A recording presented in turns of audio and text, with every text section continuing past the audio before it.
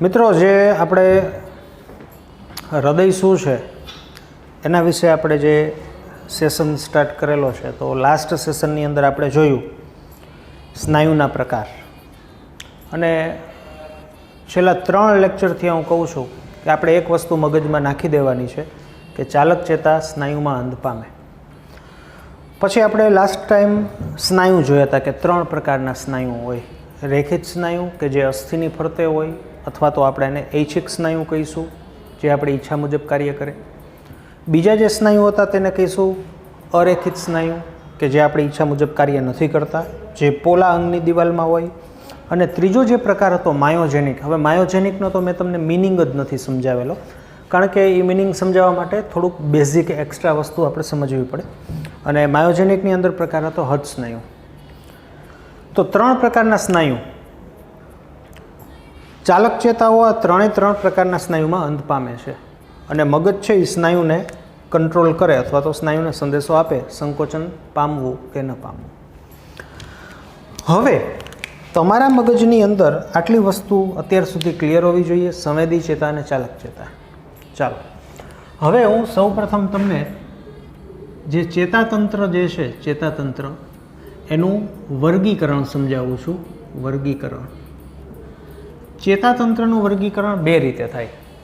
એકને કહેવાય રચનાની દ્રષ્ટિએ અને બીજાને કહેવાય કાર્યની દ્રષ્ટિએ. તો સૌપ્રથમ આપણે જોઈએ ચેતાતંત્રનું વર્ગીકરણ એનાટોમિકલી, એટલે કે રચનાની દ્રષ્ટિએ, કે જે તમે આજ દિન સુધી ભણેલા છો અથવા જેને તમે જાણો છો.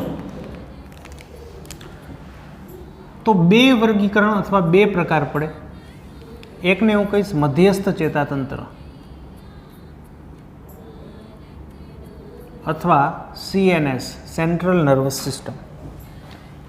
જ્યારે બીજો જે પ્રકાર છે એને હું કહીશ પરિઘવર્તી ચેતાતંત્ર અથવા પેરિફરલ નર્વસ સિસ્ટમ, PNS.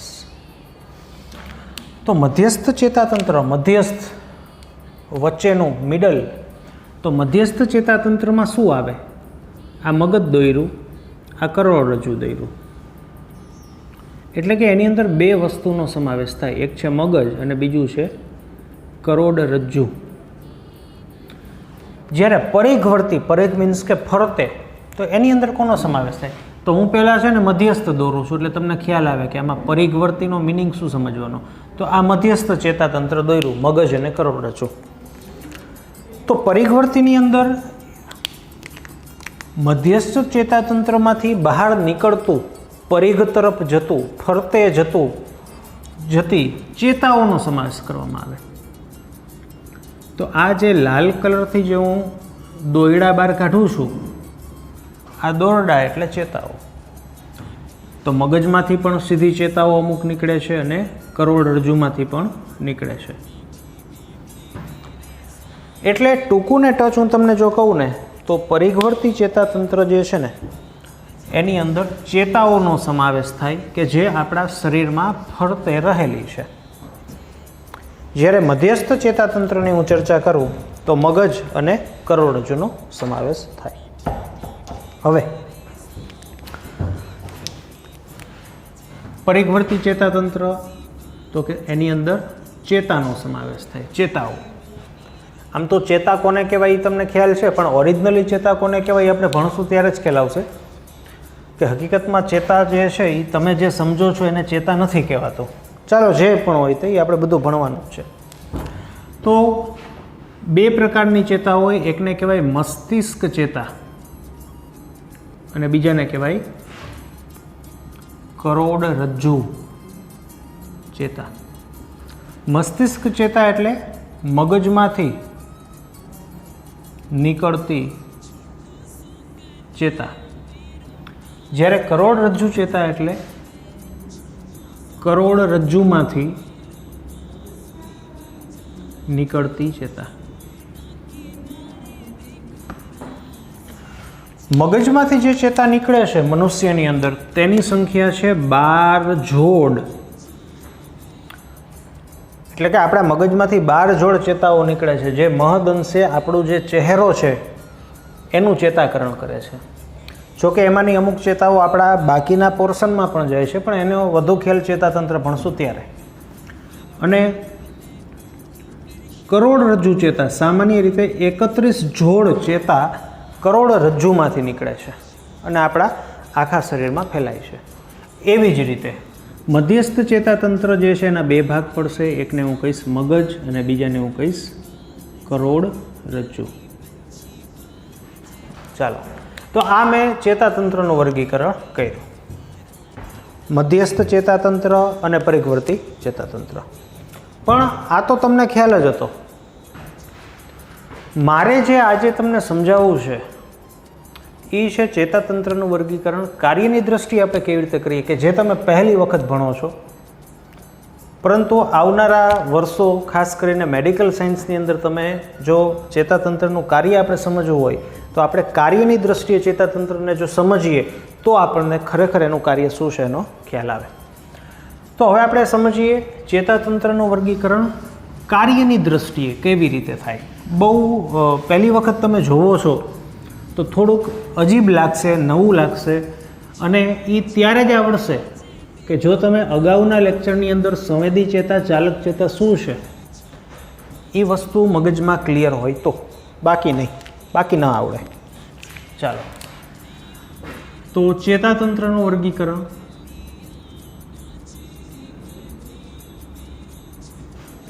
ફિઝિયોલોજિકલી એટલે કે કાર્યની દ્રષ્ટિએ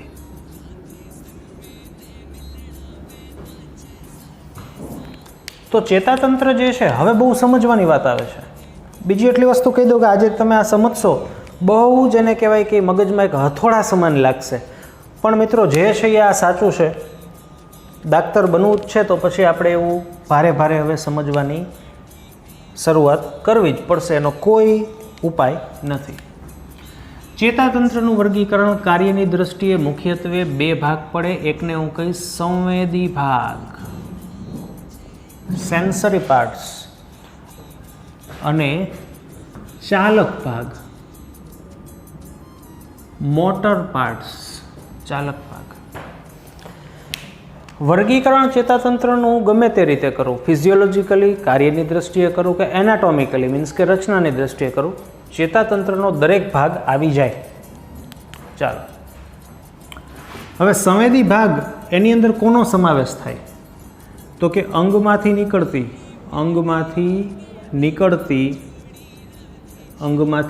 નીકળતી અને મગજમાં જતી બધી જ સંવેદી ચેતાનો સમાવેશ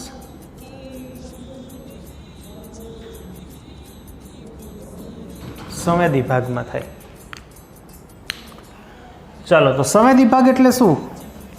તો કે સંવેદી ચેતાઓનો સમૂહ, એને સંવેદી ભાગ કહેવાય.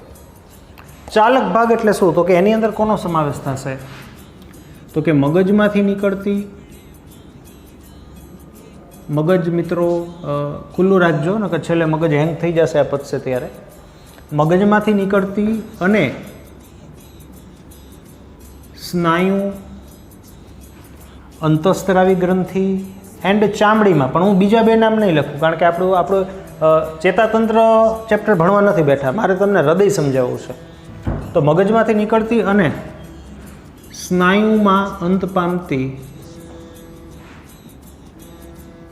બધી જ ચાલક ચેતાનો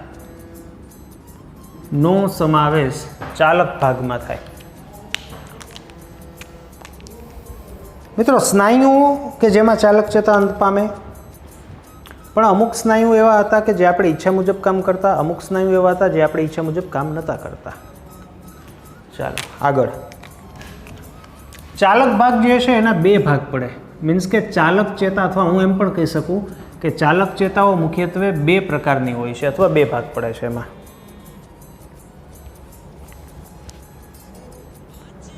સમજીએ. એકને હું કહીશ દૈહિક ચાલક ચેતા દૈહિક ચાલક ચેતા અથવા સોમેટિક નર્વસ સિસ્ટમ. ચાલો, ચાલક ચેતાના કેટલા ભાગ પડે છે? 2. એકને હું કહીશ દૈહિક ચાલક ચેતા. હવે દૈહિક ચાલક ચેતા કોને કહેવાય એની હું સાદી વ્યાખ્યા કહું તો કે મગજમાંથી નીકળતી અને બધા જ રેખિત સ્નાયુ પર અંત પામતી ચાલક ચેતાને દૈહિક ચાલક ચેતા કહેવાય.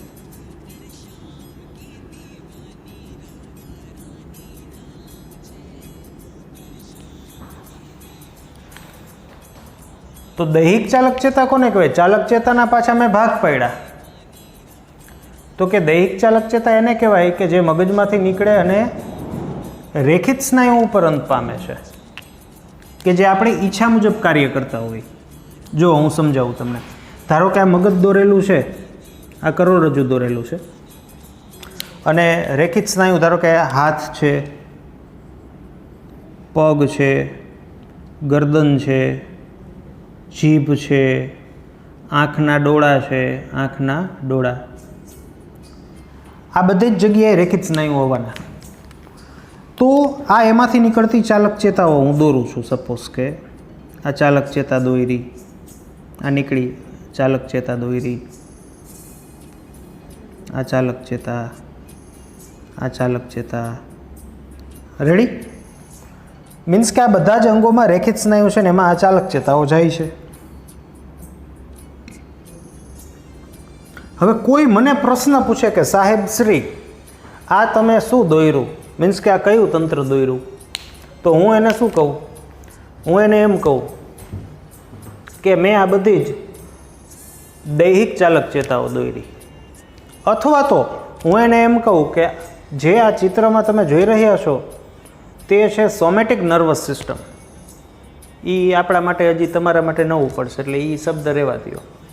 અથવા તો હું એને એમ કહું કે મેં તમારી સમક્ષ ઐચ્છિક ચેતાતંત્ર દોર્યું. તમે ઐચ્છિક ચેતાતંત્ર અને અનૈચ્છિક ચેતાતંત્ર આ વાત સાથે વાકેફ હોય પણ આજ દિન સુધી તમને એ નથી ખબર કે ઐચ્છિક ચેતાતંત્ર કોને કહેવાય. આજે તમારી સમક્ષ ડેડ બોડી આપી દેવામાં આવે ને તમને એમ કહ્યું કે આ લ્યો આ છરીકા ચાકા આમાં પાચન તંત્ર બતાવો એટલે તમે સીધું પેટ ચીરીને બતાવી દો કે જો આ અન્નળી છે, જઠર છે, આંતરડું છે અને પાચન તંત્ર કહેવાય. તમને એમ કહે કે તમે ચેતાતંત્ર બતાવો તો પણ તમે બતાવી શકો કે આ મગજ છે. પણ તમને એવું પૂછવામાં આવે કે ઐચ્છિક ચેતાતંત્ર બતાવો, અનૈચ્છિક ચેતાતંત્ર બતાવો તો તમે મૂંઝાવો છો. તો આજે મેં તમને કીધું કે આને મેં ઐચ્છિક ચેતાતંત્ર દોર્યું એમ કહેવાય. અથવા તો બધી જ ચાલક ચેતાઓ જે છે એના સમૂહને ઐચ્છિક ચેતાતંત્ર કહેવાય. ઐચ્છિક ચેતાતંત્ર. જો મગજ હેંગ થઈ જશે ને આજે હું ભણાવું છું એ તમને આજે તો ખબર જ નહીં પડે. આ મારે તમને 17 વખત ભણાવવું પડશે ત્યારે તમને ખ્યાલ આવશે.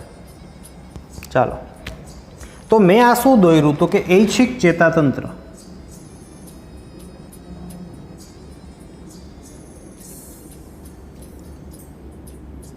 ઐચ્છિક ચેતાતંત્ર. ચાલક ચેતાના કેટલા ભાગ? 2 ભાગ પડે. દૈહિક ચાલક ચેતા પ્રકારની ચાલક ચેતાઓ અને બીજો જે પ્રકાર છે એને હું કહીશ સ્વયંવર્તી ચાલક ચેતા. સ્વયંવર્તી ચાલક ચેતા, મૂંઝાણા. અથવા હું કહીશ ઓટોનોમિક નર્વસ સિસ્ટમ, અથવા હું કહીશ વિસેરલ નર્વસ સિસ્ટમ. ઇંગ્લિશ શબ્દ અત્યારે યાદ મીન્સ કે ધ્યાનમાં જ ન લેતા. તમારું મગજ ચાલવું જોઈએ આટલું તો ચાલે જ કે ચાલક ચેતાના મેં 2 પાર્ટ્સ પાડ્યા છે. તો દૈહિક ચાલક ચેતાઓ એટલે એવી ચાલક ચેતા કે જે રેખિત સ્નાયુમાં જતી હોય. તો આ જે ચાલક ચેતાની હું વાત કરું છું તો એ કયા સ્નાયુમાં જતી હોય? અથવા બીજું મેં અહીંયા નામ પણ લખ્યું છે કે સ્વયંવર્તી, પોતાની રીતે વર્તતી. એટલે કે તમારા મગજમાં આવવું જોઈએ કે એવા અંગો કે જે આપણી ઈચ્છા મુજબ આપણે કાર્ય નથી કરતા, જઠર છે, આંતરડું છે, તો તો એની અંદર જેને કહેવાય કે લગભગ આવા પ્રકારની ચેતાઓ જતી હશે.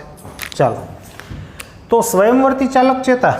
હવે મારે તમને હવે દેશી ઉદાહરણ દેવું. જો આપણો હાથ છે, રેખિત સ્નાયુ, હાથ રેખિત સ્નાયુ છે, એમાં દૈહિક ચાલક ચેતા જાય. એક ચાલક ચેતા આવે. આપણો હાથ છે તો એમાં એક ચાલક ચેતા આવે. જુઓ,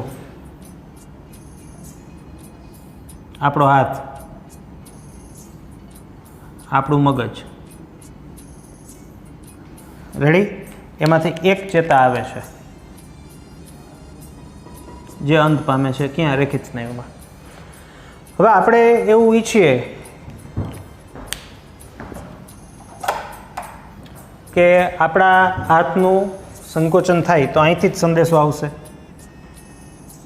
અને આપણે ઈચ્છીએ, સ્ટુડન્ટ સ્ટોપ, આપણે એવું ઈચ્છીએ કે હાથ જે છે એનું સંકોચન કરવું નથી, તો અહીંથી જ સંદેશો આવે ને આપણા હાથનું સંકોચન ન થાય અથવા તો હાથનું સંકોચન સ્ટોપ થાય. હવે આગળ આપણે ચર્ચા કરીએ સ્વયંવર્તીની. ધારો કે હું વાત કરું જઠર. આ છે જઠર. હવે જઠરની દિવાલમાં શું હોય? સ્નાયુ હોય, અરેખિત સ્નાયુ હોય. તો જેટલા પણ અરેખિત સ્નાયુ હોય ને, શું હોય? અરેખિત સ્નાયુ. એમાં બે પ્રકારની ચાલક ચેતા આવે. એકને હું કહીશ લીવર. ગાડીમાં આવે ને લીવર એટલે ગાડી ભાગે ને બ્રેક મારી એટલે ગાડી ઊભી રહી જાય. તો જેટલા પણ અરેખિત સ્નાયુ છે એમાં બે પ્રકારની ચાલક ચેતા જાય. આ વસ્તુ મગજમાં રાખવી. એકને હું કહીશ અનુકંપી ચાલક ચેતા અને બીજાને હું કહીશ પરાનુકંપી ચાલક ચેતા. અનુકંપી ચાલક ચેતા અને પરાનુકંપી ચાલક ચેતા. જો આમાં તો શું છે કે આપણી ઈચ્છા મુજબ આ એક જ ચેતા થ્રુ આપણી ઈચ્છા મુજબ સ્નાયુ છે એનું કાર્ય વધે, સંકોચન વધે કે સ્ટોપ થાય.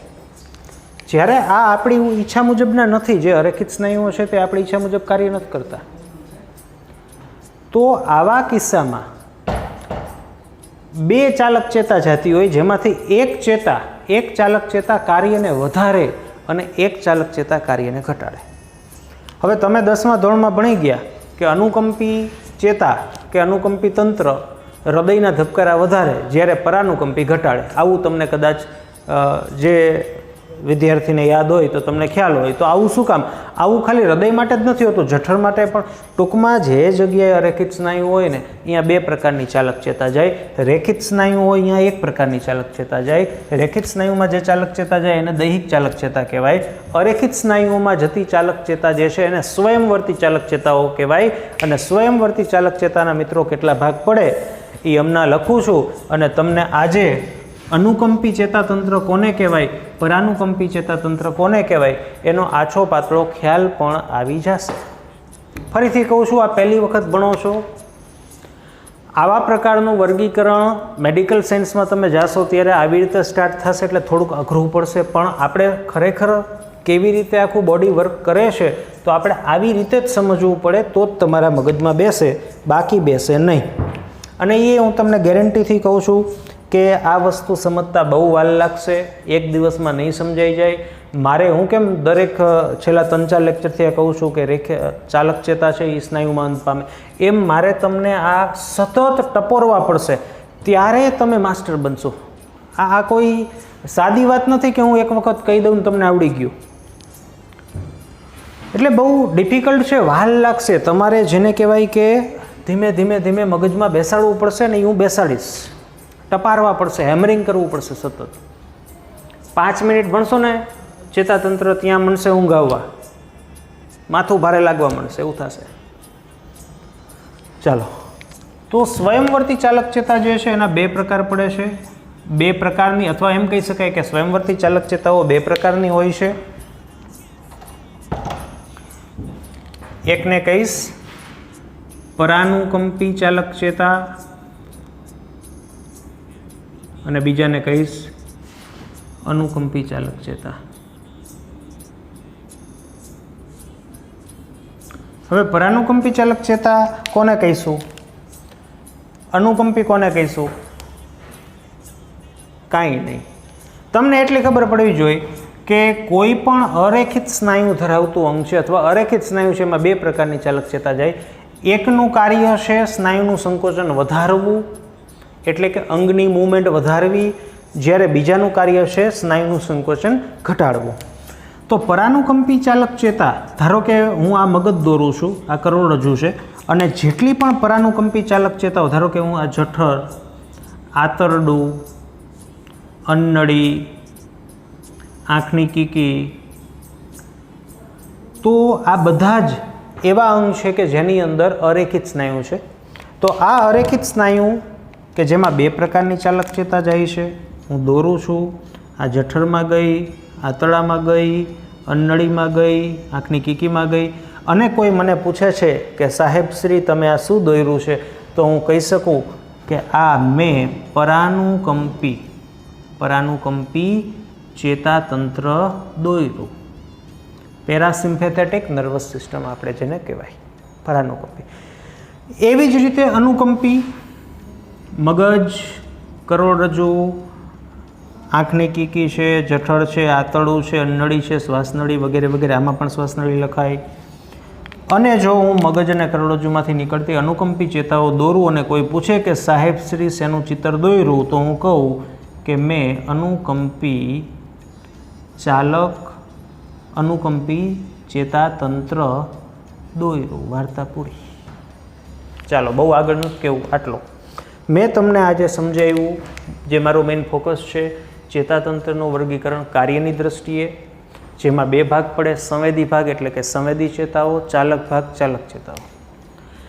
ચાલક ચેતા બે પ્રકારની હોય. દૈહિક ચાલક ચેતા કે જેના દ્વારા રચાતું આખું તંત્ર છે, જેને આપણે ઐચ્છિક ચેતાતંત્ર અથવા સોમેટિક નર્વસ સિસ્ટમ કહી શકાય. આને અનૈચ્છિક ચેતાતંત્ર પણ કહેવાય. કોઈ એમ કહે કે અનૈચ્છિક ચેતાતંત્ર દોરો, તમારે શું દોરવાનું થાય? મગજ, કરોડરજ્જુ ને એમાંથી નીકળતી પરાનુકંપી અને અનુકંપી ચેતાઓ દોરો તમે, તો એ તમે અનૈચ્છિક ચેતાતંત્ર દોર્યું કહેવાય. એટલે અનૈચ્છિક ચેતાતંત્રની અંદર પાર્ટ્સ પડે પરાનુકંપી અને અનુકંપી ચેતાતંત્ર. તો ચાલક ચેતા બે પ્રકારની, દૈહિક અને સ્વયંવર્તી. દૈહિક ચાલક ચેતાઓ રેખિત સ્નાયુમાં જાય અને સ્વયંવર્તી ચાલક ચેતાના બે પ્રકાર પડે, પરાનુકંપી અને અનુકંપી. એક લીવર મારશે અને બીજું બ્રેક મારશે. મીન્સ કે અનુકંપી ચાલક ચેતા જો સક્રિય થાય, હવે એ કેમ થાય, શું થાય, બધું આપણે ભણવાનું છે. કે જો અનુકંપી ચાલક ચેતા સક્રિય થાય તો સ્નાયુની મૂવમેન્ટ કાં વધે ઘટે. મીન્સ કે બેમાંથી એક બ્રેકનું કામ કરશે ને એક લીવર મારશે. કોણ લીવર મારશે, કોણ બ્રેક મારશે, એ હું તમને અત્યારે નહીં સમજાવું. હૃદયની તમને ખબર છે કે હૃદયમાં અનુકંપી ચેતાતંત્ર લીવર મારે છે, મીન્સ કે ધબકારા વધારી દે. જ્યારે સામે પક્ષે પરાનુકંપી છે એ હૃદયમાં બ્રેક મારે, ધબકારા ઘટાડે. પણ દરેક માટે આ વસ્તુ સત્ય નથી, એટલે એ તો વસ્તુ આપણે જે ભણ્યા જ નથી. પણ આટલી વસ્તુ મગજમાં રાખવી. પણ આ વસ્તુ મગજમાં તો જ રહેશે જો તમને પહેલેથી સંવેદી ચેતા શું છે, ચાલક ચેતા શું છે, સ્નાયુ શું છે, એના પ્રકાર કેટલા, જસ્ટ એ વસ્તુનો કન્સેપ્ટ ક્લિયર હોય તો. એટલે આજે જો તમારા મગજમાં ક્લિયર છે તો તમને સમજાઈ ગયું હોય, ખ્યાલ આવી ગયો હોય કે જે અરેખિત સ્નાયુઓ છે, જે આપણા કંટ્રોલમાં નથી, આપણા કહ્યામાં નથી, તો એમાં બે પ્રકારની ચાલક ચેતા જાય. એક મૂવમેન્ટ વધારે, એક ઘટાડે. આ બે પ્રકારની એટલે અનુકંપી ને પરાનુકંપી. અથવા તો તમારા મગજમાં હું તમને એમ પ્રશ્ન પૂછું કે શું આપણા હાથના સ્નાયુમાં અનુકંપી ચાલક ચેતા જાય કે પરાનુકંપી જાય? ના. કેમ? તો કે આ તો ઐચ્છિક સ્નાયુ છે, એમાં જતી ચાલક ચેતાને દૈહિક ચાલક ચેતા કહેવાય.